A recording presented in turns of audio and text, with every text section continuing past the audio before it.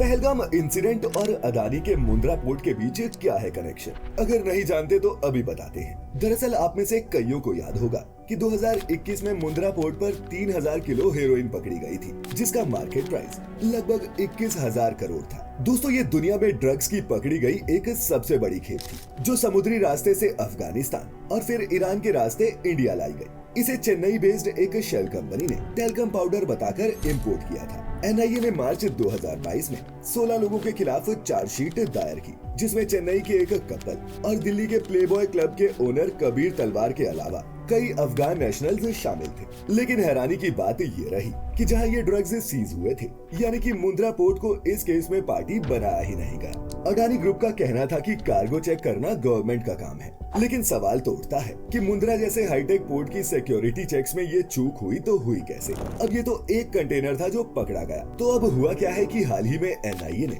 Supreme court को बताया है कि इस ड्रग कंसाइनमेंट के तार आईएसआई से जुड़े हैं और इससे मिलने वाले पैसे का इस्तेमाल लश्कर तैयबा जैसे Pakistan based terror groups India में अपनी टेरर एक्टिविटीज के लिए करते हैं। अब दोस्तों, पहलगाम पर अटैक करने वाला द रेजिस्टेंस फ्रंट भी इसी लश्कर तैयबा का एक शैडो आउटफिट है, जिससे वे ड्रग्स के तार सीधे पहलगाम हमले से जुड़ जाते हैं। हालांकि एनआईए ने स्पेसिफिकली पहलगाम अटैक की बात तो नहीं की, लेकिन ये जरूर बताया कि ड्रग बेचकर जो पैसा कमाया जाता है वो एलईटी के ओवरऑल टेरर एक्टिविटीज में इस्तेमाल होता है। तो ऐसे में ये केस साफ करता है कि कैसे ये लोग एक तरफ तो इंडिया में ड्रग्स बेचकर लोगों को बेकार कर रहे हैं, तो वहीं दूसरी तरफ उससे पैसा बनाकर पहलगाम जैसी टेररिज्म एक्टिविटीज को भी फंड कर रहे हैं। खैर दोस्तों, आपको क्या लगता है कि ड्रग्स की इतनी बड़ी खेप का मुंद्रा से गुजरना महज एक संयोग है या फिर एक सोचा समझा प्रयोग? नीचे कमेंट्स में लिखकर जरूर बताएं।